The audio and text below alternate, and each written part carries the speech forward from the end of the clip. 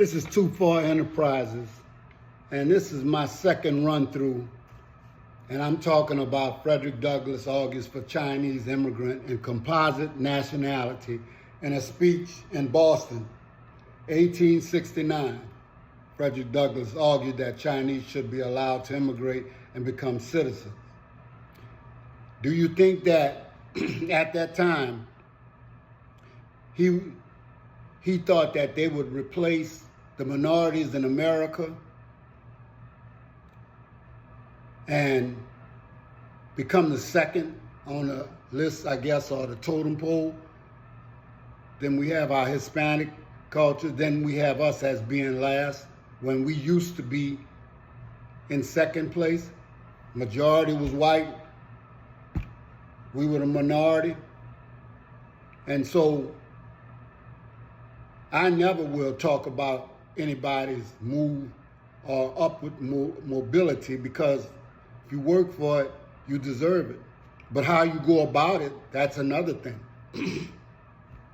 Right now, China's doing business in Africa. And I saw a clip where Chinese businessman, and this is not the first time I've seen this, they come over there to do business, and they start treating the African people over there who work for them like slaves. The Africans let it happen. The leaders let it happen. And I can't understand that when you do business with a country, I don't give a damn if it's the United States, Russia, Korea, China, I don't care who it is. You do business with them and you have a contract with them to do business, not for them to enslave your people or treat your people like slaves. And for whoever is the president or the leadership in power over wherever they were doing that kind of abuse to their children, no wonder they're burning Kenya down. And you know what? If people are going to mistreat you, then you have a right, a human right, to fight back. Not only that, you should be putting them out of your country, because they did not, I know you didn't sign a contract for them to treat your people like slaves. And if you did, you're some of the most cowardly leadership that I've ever seen. And right now, the leadership in Africa, you make me sick. And when other people stand up, they got 2, 3 little countries standing up for themselves like men, lions, and the rest of y'all purring like cats. You run into Korea when somebody calls you. You run into France every time they call you. If you're gonna be a leader, you gotta be somebody that people in Africa could respect and look up to, not look down on. Now, I'm gonna be through with that, but even in America, you understand when a black does something to a Chinese person, they raise holy hell. But nobody said nothing except for a few people when you saw that Chinese man beating that young man like that. And I'm telling you, you know it's wrong, I know it's wrong, and I'm gonna call you out on that. Now, getting back to us, tell you the truth, we went through that. There's no way in hell we supposed to be, we wanna look at videos and listen to music and everything else. You should have been on that damn phone, making sure that these people know that, you don't treat our people like that.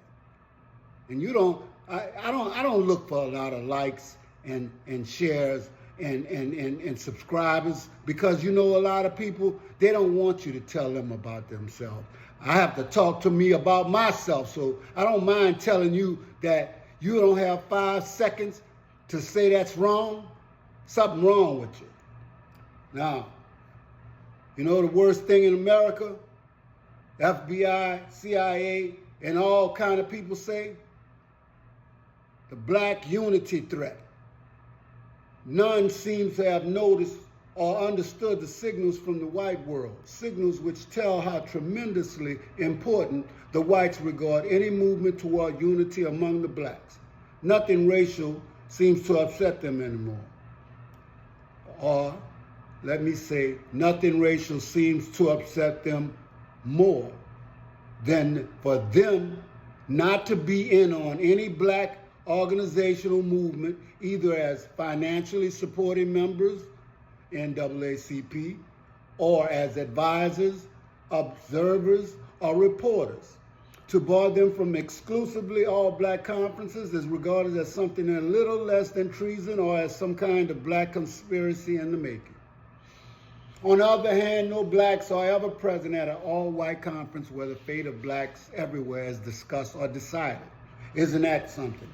Unity among black has been prevented for so many centuries that the various mechanisms to keep black disorganized have been perfected in the Western system of race control. The white man is keenly aware of the tremendous power of any well-organized group, but an organization of blacks on a scope that would present the voice of black America would be a threat and a challenge, not only to continued white domination of blacks in the United States, but also foreign policies and practices that affect the lives of African people elsewhere over the world. So what they're telling you is that if we ever decide to stop hating each other, start loving each other, banding together, we would be considered the most threatening, I guess, threat that they have. Okay? They would figure that they about to lose everything that they've stolen. Okay? Everything that they've took. Okay? And so I don't understand why, if you really are sincere about getting any kind of reparations, which are not reparations, they are debt owed, that we can't consider putting our little differences on the side because we say stupid things. We talk about each other's noses and hair and all these stupid things that don't even matter. You don't realize that while you trying to have that look, that European look, they're trying to imitate your African look, your dances, everything. But you can't see that because you're too busy trying to be like them. And hate me if you must, because in you I place no trust. Over here, over there, you act as though you scared to kick up some dust. Well, I might as well rail on us, gold, silver, diamonds, and cobalt plus. All we do is discuss. But it's time to correct the unjust. But thought I would tell you of this before I bust.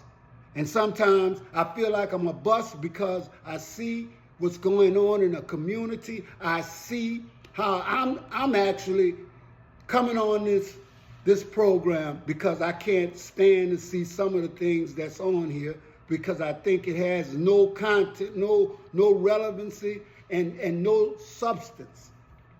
We need to be learning how to get out of this bottomless pit that we're in, but we rather play video games, listen to music, and listen to people that have about that much experience. Okay? If anything, you need to learn how to navigate this system. I learned a little late about a lot of things, and so therefore, that's why I do the things I do right now, hoping to inspire, to motivate, and to love my younger brothers and sisters, whether you like it or not. And I can tell you with all sincerity, if you knew how powerful you were, you would understand why that man does not want unification of black people. This is Too Far Enterprises.